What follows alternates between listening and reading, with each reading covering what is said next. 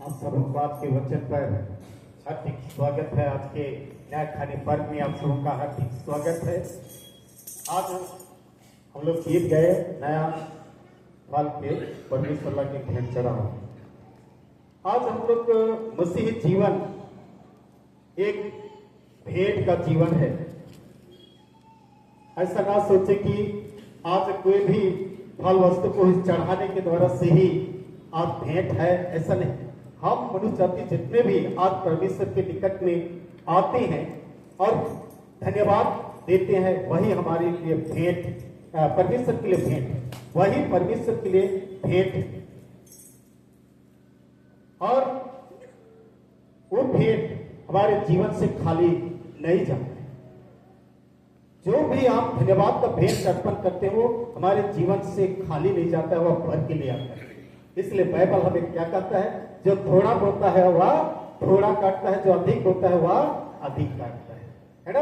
आज बोने और काटने के बारे में जानती है। जो थोड़ा ही बोता है वह थोड़ा, यहाँ पर बाइबल के द्वारा से देखें तो थोड़ा वाला और अधिक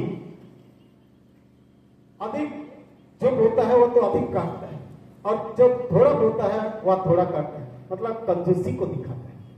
इसलिए अगर उसको हम गलती की पत्री 6 उसका 8 वचन में देखते हैं तो वहां पर लिखता है कि वहां पर जब हम देखते हैं तो पाते हैं, वहां पर लिखा है कि जो शरीर के लिए बोता है वह शरीर के द्वारा विनाश की कटनी काटेगा, और जो आत्मा के लिए बोता है वह आत्मा के द्वारा अनंत जीवन का कटनी काटेगा ना।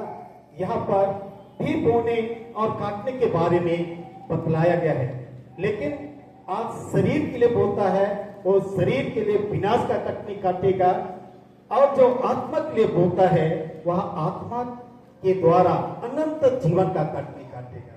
तो आज इससे हम लोग परिचित है कि आज शरीर के द्वारा से कटनी काटेंगे तो हमारा शरीर क्या होगा, विनाश का कटनी हो जाएगा। लेकिन आत्मा के लिए बोलते हैं तो अनंत जीवन के लिए कटनी काटेंगे। आपके लिए और मेरे लिए भी है कि आज कैसे कटनी काटना चाहते हैं, कैसे पर्व मनाना चाहते हैं।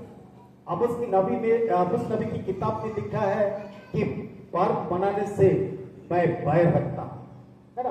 पर्व मनाने के लिए एक तरफ से परमेश्वर की व्यवस्था की किताब में कहा गया है कि पर्व मनाना है, ऐसा पर्व मना, झुपड़ी का पर्व मना, कटनी का पर्व मनाना, बटोरने का पर्व मनाना, नया फल का उपज लेकर पर्व मना, सारी चीज आज पर्व मनाने के लिए कहता है। और दूसरी तरफ हम उस नबी की पुस्तक में देखते हैं तो वहां पर लिखता है मैं पर्व मनाने से बैर रखता। क्यों?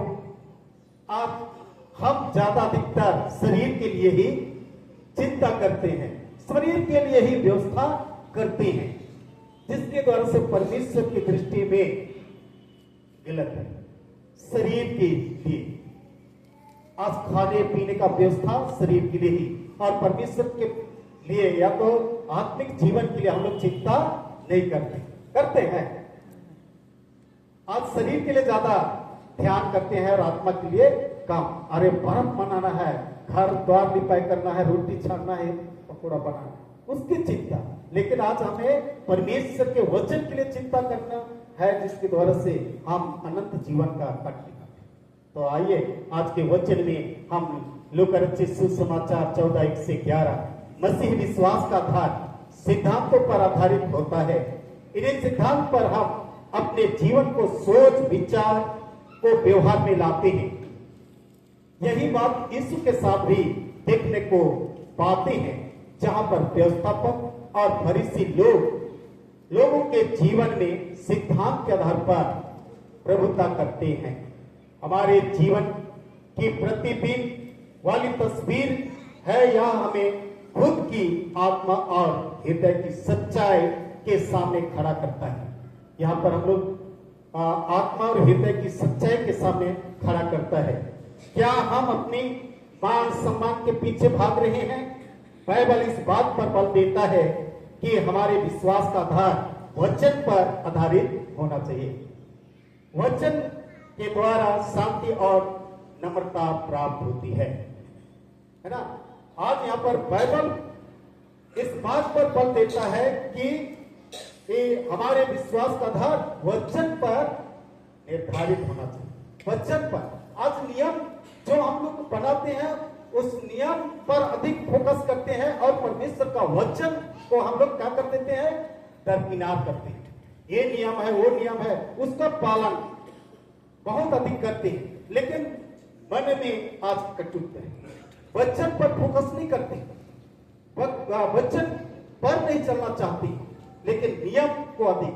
ऐसा ही शास्त्री और फरीसी लोगों के जीवन में भी था कि आज नियम और दोष रोपण खोजते रहते थे, जिसको आज आगे देखते हैं। फरीसी लोग अपने धार्मिकता का ज्ञान के विषय और मूसा के द्वारा दी गई व्यवस्था को बहुत ही अच्छी तरह से समझते थे, बहुत अधिक अच्छी तरह से समझते थे। वे हमेशा इस बात की ताक में रहते थे कि गलती करे और उसे पकड़ ले, या उनके स्वार्थी और पखंडी स्वभाव को दर्शाता है। यहाँ पर उनकी पखंडी स्वार्थी भाव को दर्शाता, कोई भी गलती हुआ उसको पकड़कर दंडित करना, इतना ही चाहते थे। उनके प्रति दया प्रेम नहीं दिखाते थे, लेकिन आज दंडित के लिए उन लोग उत्तेजित रहते थे, सत्य की भावना के लिए उत्तेजित रहते थे। आज भी हम लोग कई ऐसे कार्य करते हैं जो सत्य के लिए काम करते हैं, पखंडी का काम करते हैं।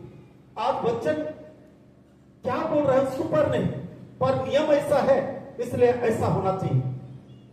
तो आज हमें इस बात को यहाँ पर हमें वचन को लेकर चलना चाहिए, जैसा आज वचन हमें कहता है या कहा है कि स्वभाव को यीशु मसीह का स्वभाव जो दीन और नम्र, गरीब, अनाथ, विधवा, लाचार लोगों पर दया करता था।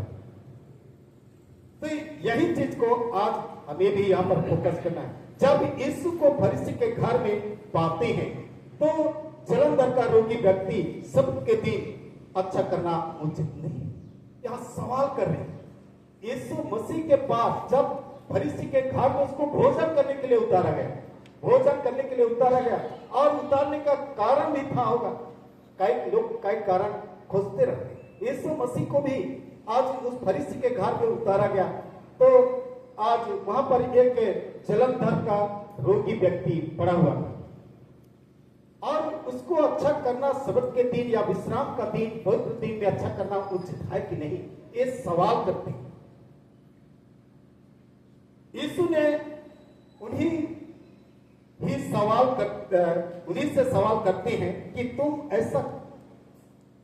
तुम में ऐसा कौन है जिसका गधा या बैल कुएं में गिर जाए और वह सबत के दिन तुरंत बाहर ना निकले। ये फरीसी लोगों का सवाल तो प्रभु यीशु मसीह उन्हीं पर डाल देता है और कहता है कि तुम में कौन ऐसा व्यक्ति है,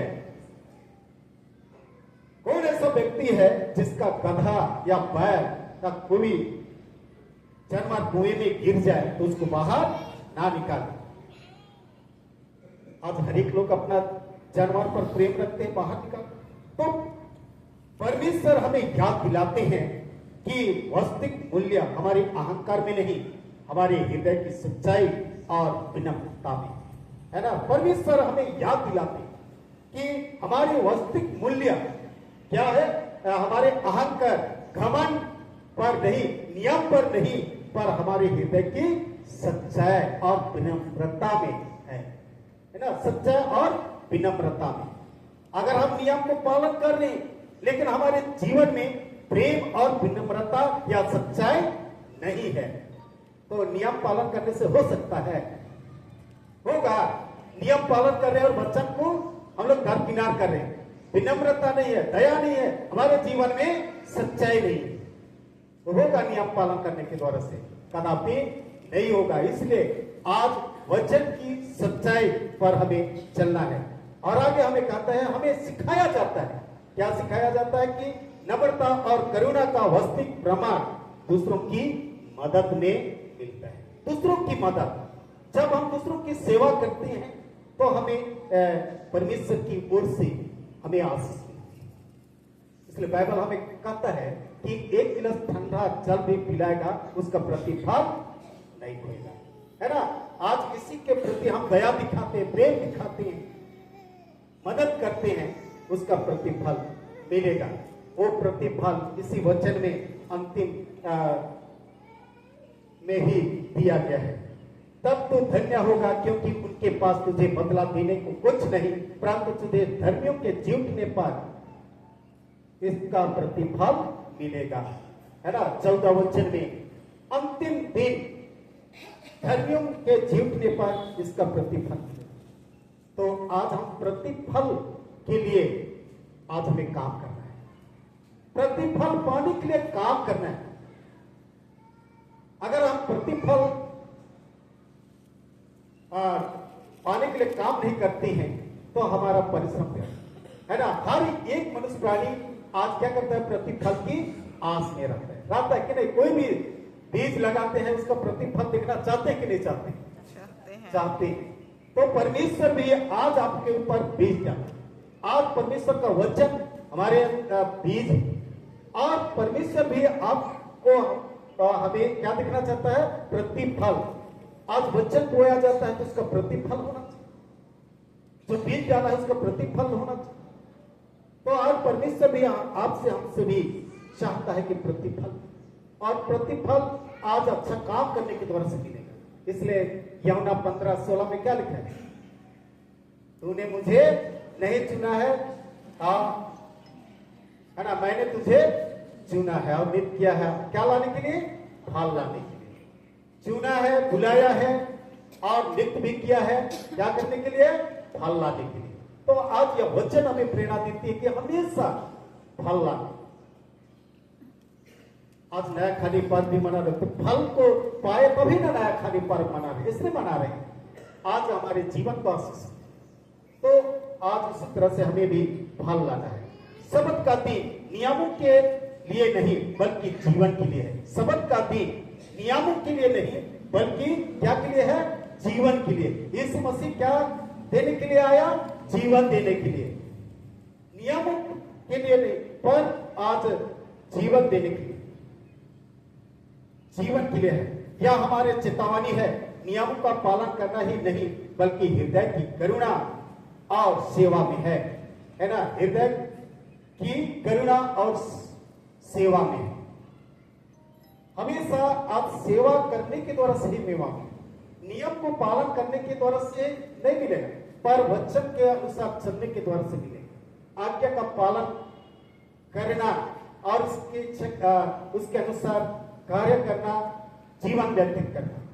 अगर हम नियम को केवल पालन करते हैं, काम नहीं करते हैं, तो हम फल नहीं पाएंगे। इसलिए दोनों है, एक दूसरे के पूरक है, काम भी और विश्वास भी, सब एक दूसरे के से जुड़ा हुआ। इसीलिए आज के पहला पाठ वचन में भी हम लोग देखने पाए,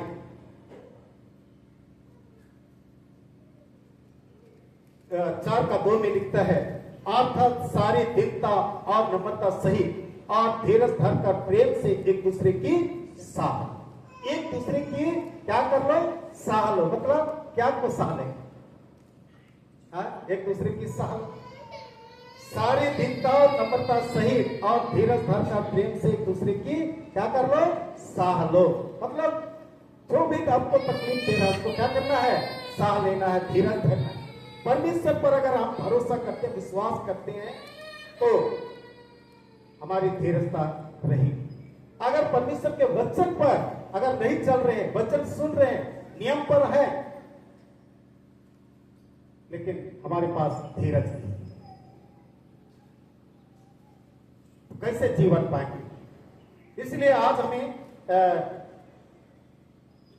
हृदय और करुणा और सेवा में लगे रहे। हृदय की गहराई से जो अपने आप को नीचा करता है वही क्या होगा, ऊंचा किया जाएगा। जो अपने आप को छोटा बनाता है वो क्या हो जाएगा, बड़ा बना।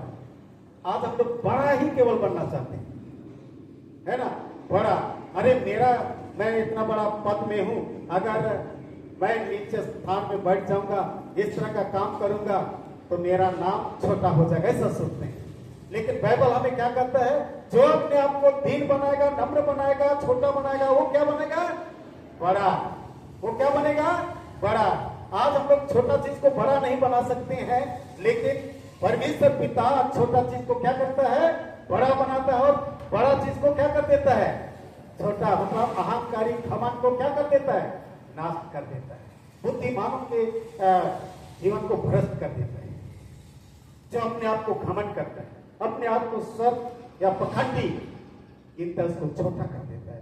वो शास्त्रीय व्यवस्थापकों के जीवन को छोटा कर इस उपदेश वचन के द्वारा से कि तुम बड़े बड़े स्थान में चुन के बैठते। कहने का अर्थ है कि आप छोटे, दरिद्र, लंगड़े, लूले पर दया नहीं करते। ये बड़े स्थान कौन सा है? आज बड़े स्थान अहंकारी घमंड को दिखाता है, और छोटा स्थान दीन और नम्रता को दिखाता है। इसलिए आज हमें दीनता और नम्रता का स्थान को चुनना है, ताकि हम परमेश्वर के राज्य में बड़ा था। परमेश्वर के राज्य में हम बड़े में गिनती आ जाए। इस बात को उनके सामने लाते हैं कि सिर्फ वे ही अतिथि सत्कार के लिए निमंत्रित नहीं, पर यहाँ हर कोई एक ही समान सम्मान पाता है ना। कौन सा स्थान है जो सबके लिए सम्मान? कौन सा स्थान है? हाँ, कौन सा स्थान है जो सबके लिए सम्मान स्थान है? गरीब हो, अमीर हो, लंगड़ा हो, ठुठा हो, वो कौन सा स्थान है? स्वर्गराज। परमेश्वर वहां पर किसी को गरीब नहीं गिनती करेगा, किसी को अमीर भी, कि आप बीमार में थे, आप लंगड़ा थे, आप ठुठा थे। परमेश्वर के दृष्टिकोण में सबके लिए सम्मान स्थान है ना। कोई छोटा और बड़ा नहीं है। इस जगत के जीवन में चलो प्रधानमंत्री है, उसको बड़ा स्थान हम लोग बोलते हैं, कोई बड़ा पद में है, उसको बड़ा स्थान बोलते हैं। लेकिन परमेश्वर के दृष्टि में कोई बड़ा और छोटा नहीं रहेंगे, सबको समान स्थान। वो स्थान में प्रवेश करने के लिए आज प्रभु यीशु मसीह दृष्टांत दिखाया। पर यहाँ हर कोई एक समान सम्मान को पाता है। यहाँ कोई भी गरीब या अमीर नहीं। यह बात सत्य है कि ईश्वरीय सेवा हमें देना है ना। ईश्वरीय सेवा हमें देना, प्रभु यीशु का वचन को अपने जीवन में उतारना है। जो शास्त्रीय फरीसी लोग या व्यवस्थापक लोग प्रभु का वचन को नहीं उतारे, व्यवस्था की बातों को जानते थे, लेकिन अपने जीवन में लिए। वहां पर भी तो व्यवस्था में भी लिखा गया था कि अपने पड़ोसी को अपने समान प्रेम करना।